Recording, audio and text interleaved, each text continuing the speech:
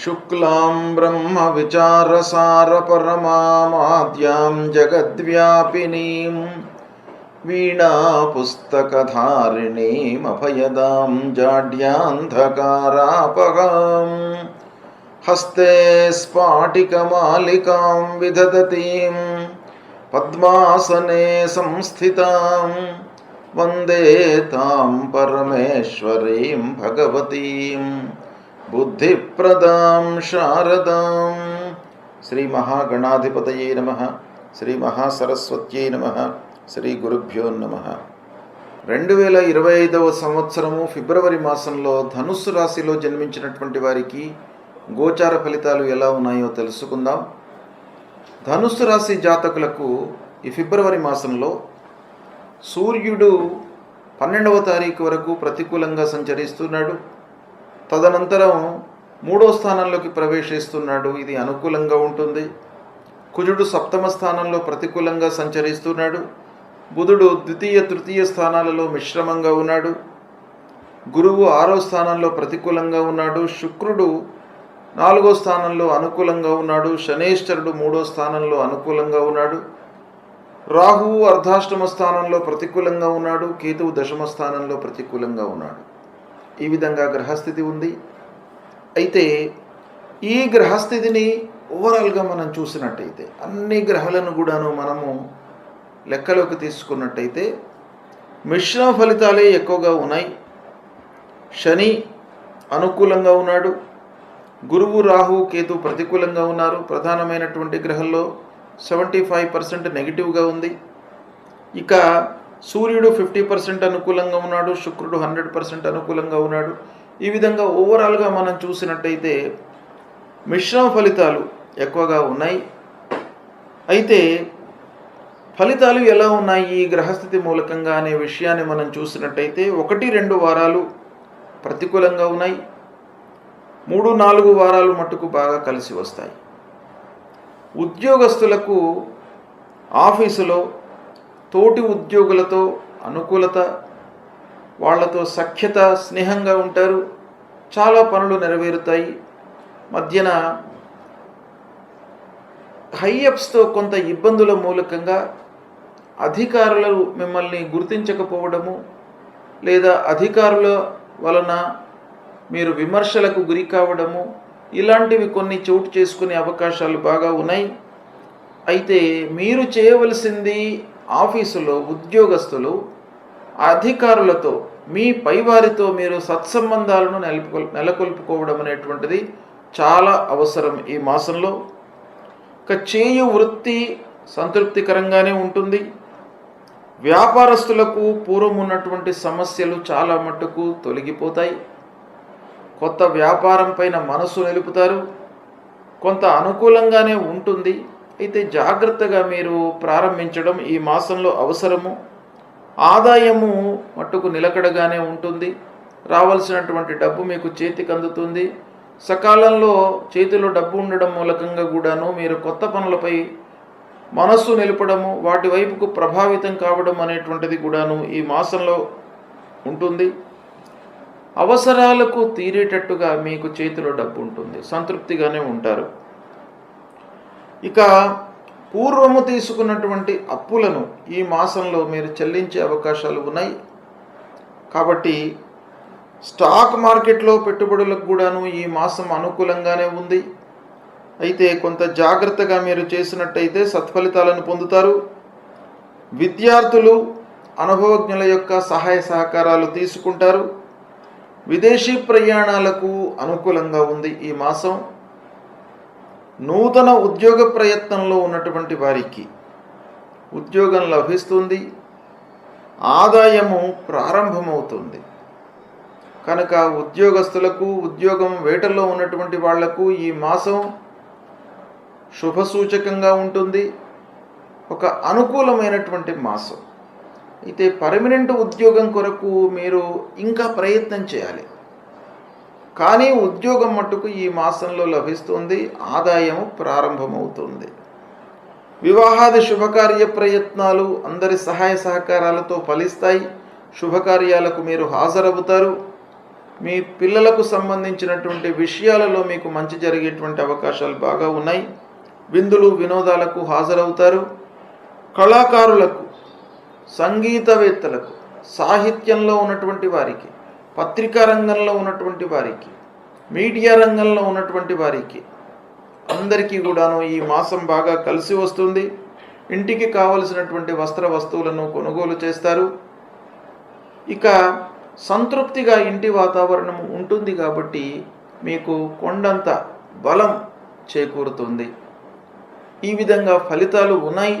ఫలితాలు కొన్నింట అనుకూలత, కొన్ని విషయాలలో ప్రతికూలంగా ఉన్నప్పటికీ ఓవరాల్గా మనం ఆలోచించినట్టయితే మిశ్రమ ఫలితాలతో ఈ మాసం గడుస్తుంది. అయితే ముఖ్యమైనటువంటి విషయం ఏంటంటే ఇంటి వాతావరణము మీకు అనుకూలంగా ఉంటుంది. అది భార్య, పిల్లలు, పెద్దలు, కుటుంబ పెద్దలు వీళ్ళందరి యొక్క సహాయ సహకారాలు మీకు ఒక 1000 ఏనుగుల బలాన్ని ఇస్తుంది కనుక ఇది చాలా సంతృప్తికరమైనటువంటి స్థితి. దీన్ని ఉపయోగించుకున్నట్టయితే మీరు బయట ప్రపంచంలో అద్భుతాలను సృష్టించేటువంటి అవకాశాలు ఉంటాయి. ఈ విధంగా ఫలితాలు ఉన్నాయి. అయితే ముఖ్యంగా ఈ మాసంలో మీకు గురువు, రాహువు, కేతువు ప్రధానమైనటువంటి గ్రహాలు ప్రతికూలంగా ఉన్నారు గనక ఈ గ్రహాలకు సంబంధించి ధనుస్సు రాశి వారికి ముఖ్యంగా ఈ ఫిబ్రవరి మాసంలో గురువు 6వ స్థానంలో సంచరిస్తున్నాడు కనుక గురుప్రీత్యర్థమై పరిహారం చేసుకోవాలి. గురుప్రీత్యర్థమై ఏం చేయాలి? దేవానాంచ ఋషీణాంచ గురుం కాంచన సన్నిభం వందనీయం త్రిలోకానాం తం నమామి బృహస్పతిం అనేటువంటి మూలమంత్రాన్ని ప్రతినిత్యం కూడాను జపిస్తూ తల్లిదండ్రులకు సేవ చేయడము, గురువులను సందర్శించుకోవడము, దత్తాత్రేయ స్వామి గుడికి వెళ్ళడము, దక్షిణామూర్తి స్తోత్ర పారాయణం చేయడం మూలకంగా మీకు ఆ గురు భగవానుడి యొక్క అనుగ్రహం లభిస్తుంది. ఇక రాహు, కేతువులు ముఖ్యంగా అర్ధాష్టమ స్థానంలో రాహువు, దశమ స్థానంలో కేతువు గనక రాహు ప్రీత్యర్థమై అమ్మవారిని పూజించండి. అర్ధకాయం మహావీర్యం చంద్రాదిత్య విమర్దనం సింహికా గర్భ సంభూతం తం రాహుం ప్రణమామ్యహం అనేటువంటి మూలమంత్రాన్ని ప్రతినిత్యం కూడాను చదువుకోండి. పలాశ పుష్ప సంకాశం తారకా గ్రహమస్తకం రౌద్రం రుద్రాత్మకం ఘోరం తం కేతుం ప్రణమామ్యహం అనేటువంటి ఈ మూలమంత్రాన్ని కూడాను ప్రతినిత్యం కూడాను చదువుకున్నట్టయితే రాహు, కేతువులు యొక్క అనుగ్రహం మీకు లభిస్తుంది. ఈ పరిహారాలు చేసుకోండి. మీకు శనేశ్వరుడు, శుక్రుడు అనుకూలంగా ఉన్నారు కాబట్టి వాళ్ళ మూలకంగా మీకు అనుకూలమైనటువంటి ఫలితాలు ఉంటాయి. ఈ పరిహారాలు చేయడం మూలకంగా దుష్ప్రభావము తొలగి అనుకూలమైనటువంటి ఫలితాలతో మీరు సంతోషంగా ఉంటారు ఈ మాసంలో. అయితే ఈ ఫిబ్రవరి మాసం లోపల మనకు కొన్ని ముఖ్యమైనటువంటి పండుగలు వచ్చినాయి. ఏంటంటే ఈ ఫిబ్రవరి మాసము మాఘమాసంతో మనకు లింక్ అయి ఉంది. మాఘమాసం ప్రారంభమవుతుంది, ఫిబ్రవరి మాసం కూడాను ప్రారంభమైంది కనుక ఈ ఫిబ్రవరి మాసం లోపల 2వ తారీఖున వసంత పంచమి. ఇది చాలా ఆస్పీషియస్ డే, అంటే మీకు చాలా అనుకూలమైనటువంటి దినం, పవిత్రమైనటువంటి దినంగా మనకు శాస్త్రం చెబుతుంది, ఋషిప్రోక్తం గనక ఈ వసంత పంచమిని మీరు ఆచరించాలి. ఎలా ఆచరించాలి? ముఖ్యంగా ఈ వసంత పంచమి రోజున విద్యార్థులకు చాలా కలిసి వచ్చేటువంటి రోజు. సరస్వతి అమ్మవారిని పూజించండి. చిన్న పిల్లలకు ఈ రోజున మీరు అక్షర స్వీకారం, విద్యారంభం చేసినట్టయితే వాళ్ళు మంచి ఉన్నత విద్య లోపల సెటిల్ అయ్యేటువంటి అవకాశాలు ఆ అమ్మవారి యొక్క అనుగ్రహం మూలకంగా బాగా ఉంటుంది కనుక ఈ వసంత పంచమి రోజున విద్యార్థులు తప్పకుండా వాళ్లకు సంబంధించినటువంటి విద్యా విషయంలో ఏదైనా కూడాను మీరు ప్రారంభించినట్టయితే మీకు 100% అమ్మవారి అనుగ్రహం లభిస్తుంది. తర్వాత ఈ వసంత పంచమి అనేటువంటిది ఒక పవిత్రమైనటువంటి దినం. ఇది వ్యాపారస్తులకు కానివ్వండి, ఏదైనా కార్యక్రమం ప్రారంభించేటువంటి వాళ్ళకి కానివ్వండి, తర్వాత ఏదైనా ముఖ్యమైనటువంటి పని నిమిత్తమై ప్రయాణానికి ఉద్యుక్తులైనటువంటి వారికి కానివ్వండి, నిర్మాణాది కార్యక్రమాలు ప్రారంభించడానికి కానివ్వండి, ఈరోజు బాగా మంచి రోజు కాబట్టి ఈ రోజును మీరు ఉపయోగించుకున్నట్టయితే సత్ఫలితాలను పొందుతారు. అంతేకాకుండా ఈ పవిత్రమైనటువంటి రోజున మీరు అమ్మవారి దేవాలయానికి వెళ్ళి సరస్వతి అమ్మవారిని, దుర్గామాతను పూజించినట్టయితే తప్పకుండా మీ రాశి ప్రకారంగా ఏవైతే గ్రహాలు అనానుకూల స్థానాలలో సంచరిస్తున్నాయో వాటి మూలకంగా ఉద్భవించేటువంటి ఫలితాల నుండి మీరు విముక్తులవుతారు. అమ్మవారి యొక్క అనుగ్రహం లభిస్తుంది. ఇక రెండవ ముఖ్యమైనటువంటి పండుగ 4వ తారీఖు రోజున రథసప్తమి. ఈ రథసప్తమి రోజున ఏం చేయాలి? రథసప్తమి అనేటువంటిది కూడాను చాలా పవిత్రమైనటువంటి దినం. ఈ రథసప్తమి రోజున సూర్యనారాయణుడిని పూజించాలి.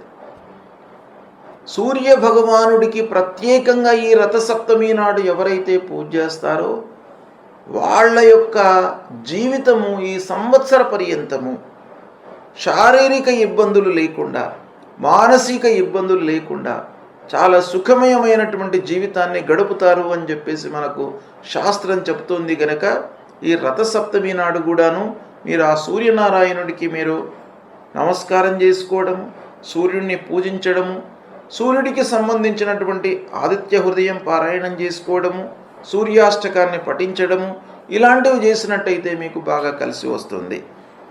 ఇక మూడవది భీష్మ ఏకాదశి. 8వ తారీఖు నాడు భీష్మ ఏకాదశి వస్తుంది. ఆ భీష్మ పితామహుడి నిమిత్తమై ఆ రోజు మనము ఉపవాసం ఉన్నట్టయితే మనకు అఖండమైనటువంటి ఆయుర్దాయము పెరుగుతుంది. అంటే లైఫ్ స్పాన్ కొరకు మనము ఈ భీష్మ ఏకాదశిని పాటించినట్టయితే ఆ భీష్మ పితామహుడి యొక్క అనుగ్రహం మనకు లభిస్తుంది. మనము కోరుకున్నటువంటి విధంగా మన జీవితం ఉంటుంది. కాబట్టి ఆ భీష్మ ఏకాదశి రోజున ఉపవాసాన్ని ఆచరించినట్టయితే మీకు బాగా కలిసి వస్తుంది. తర్వాత 12వ తారీఖు నాడు మాఘ పూర్ణిమ. ఈ మాఘ పూర్ణిమ అనేటువంటిది చాలా పవిత్రమైనటువంటి దినం. ఈ రోజున ఎవరైతే నదీ స్నానాలు, సముద్ర స్నానాలు, తటాక స్నానాలు ఇవి ఆచరిస్తారో వారికి ఉన్నటువంటి రుగ్మతలన్నీ కూడాను దూరం అయిపోతాయి. ఆ అమ్మవారి యొక్క అనుగ్రహము, ఆ గంగామాత యొక్క అనుగ్రహం మూలకంగా మీకు రుగ్మతలు లేకుండా ఉంటాయి. కనుక మాఘ పూర్ణిమ నాడు ఆ నదీ స్నానాలను ఆచరించండి. ఇక 16వ తారీఖు ఈ మాసంలో సంకష్టహర చతుర్థి వస్తుంది.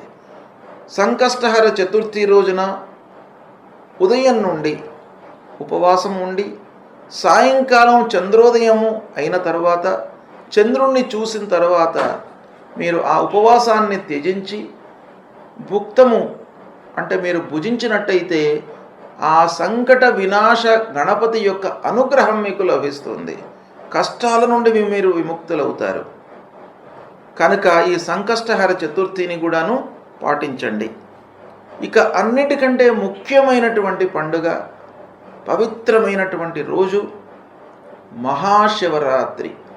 26వ తారీఖు రోజున మహాశివరాత్రి వస్తుంది. ఈ మాసంలో, ఈ ఫిబ్రవరి మాసంలో ఈ మహాశివరాత్రి అనేటువంటిది ఆ భగవంతుడు శివుడు లింగ రూపంలో ఉద్భవించినటువంటి రోజుగా మనకు శాస్త్రాలన్నీ చెప్తున్నాయి. కాబట్టి ఆ మహాశివరాత్రి పర్వకాలాన్ని ఆచరించినట్టయితే ఆ మహాశివరాత్రి యొక్క ఆచరణ మూలకంగా మీ లోపల ఉన్నటువంటి రుగ్మతలన్నీ దూరమైపోయి అఖండ ఆయుర్దాయాన్ని మీకు ఆ భగవంతుడు ప్రసాదిస్తాడు.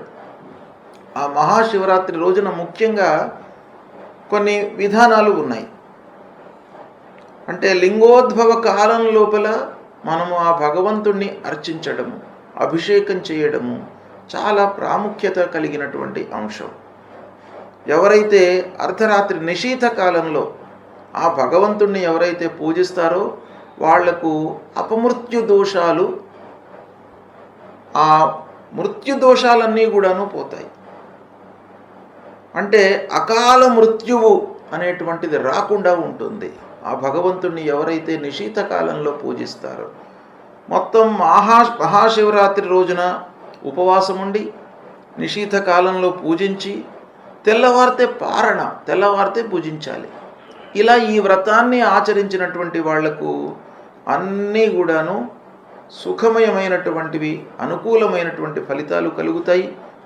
ఈ ఫిబ్రవరి మాసంలో చాలా ముఖ్యమైనటువంటి పండుగలు వస్తున్నాయి కనుక వీటిని ఆచరించినట్టయితే మీ రాసుల ప్రకారంగా, మీ జన్మరాశి ప్రకారంగా అనానుకూల స్థానాలలో సంచరిస్తున్నటువంటి గ్రహాల యొక్క దుష్ప్రభావము దూరమైపోయి మీకు అనుకూలమైనటువంటి ఫలితాలు కలుగుతాయి. శుభం.